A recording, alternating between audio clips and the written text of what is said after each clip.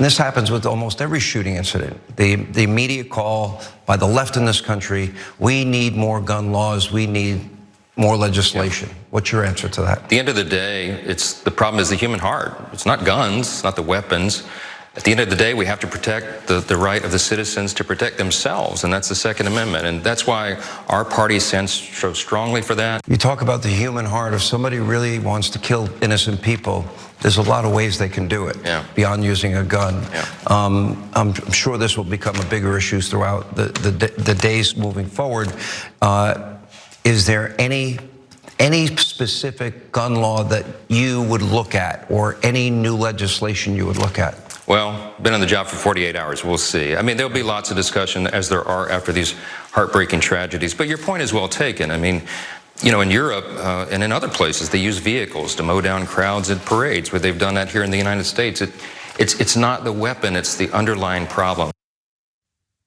Which is, it's just, like, again, what do you expect? I mean, I almost give Sean Hannity credit for even bringing up the fact that there was, that 18 people died in this, or were killed in this mass shooting.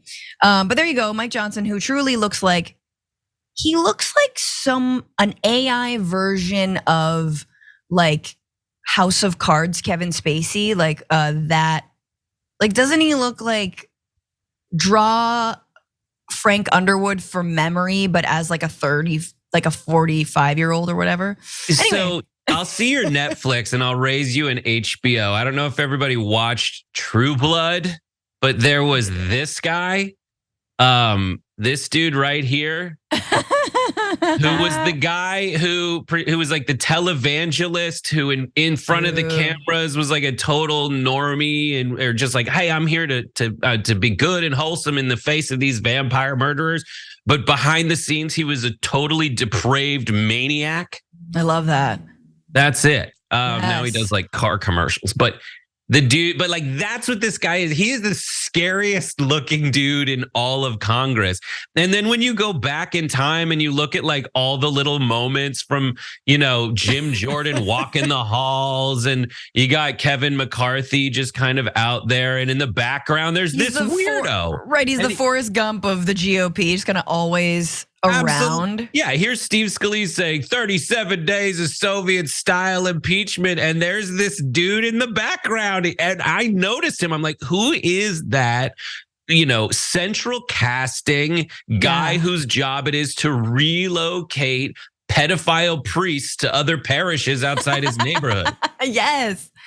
Also, what's his skin routine? He's unicorn baby blood. Like, if you want to find, you know, patient zero for the adrenochrome craze, that's this dude.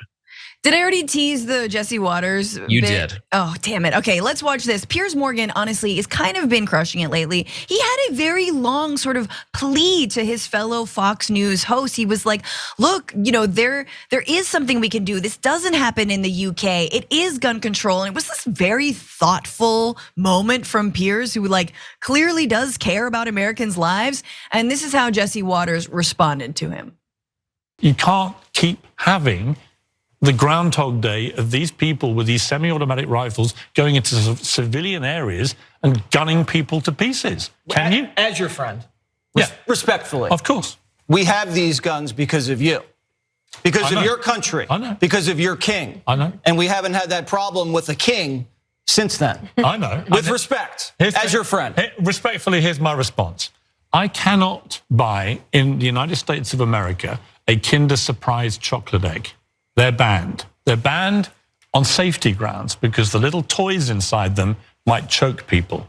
You're a country of many freedoms and many regulations. How about regulating guns in the way that you do Kinder Surprise chocolate eggs? Okay. With respect, do forks make people fat? Yeah. Okay. No. Well, they do. They do, don't they? Guns don't kill people. They do. People kill people. Guns also Forks kill people. don't make you fat. Insane. Except like the corollary there would be like, But people who eat their food from the fire hose, the fire hose people are morbidly obese and probably should seek help. Like that's the equivalent if like suddenly there was just like a group of people who were like, instead of eating it, I just I just mash all the donuts up and just fire hose it into my mouth. Or like into my butt. And then we'd be like, ooh, that seems really dangerous to you and other people. Maybe it's not food. And we don't give forks to psychopaths either. They get like very soft implements. We know people who are risks of murder. We don't let forks onto planes. Like we don't do that. Everything's handheld food except for first class. First class, man. But that's how it works, right? Like. Yeah, you get like, so stupid, and we absolutely have common sense regulations in situations where more people get killed. And again, I'll point out we had one in place. It was an assault weapons ban, and fewer people died.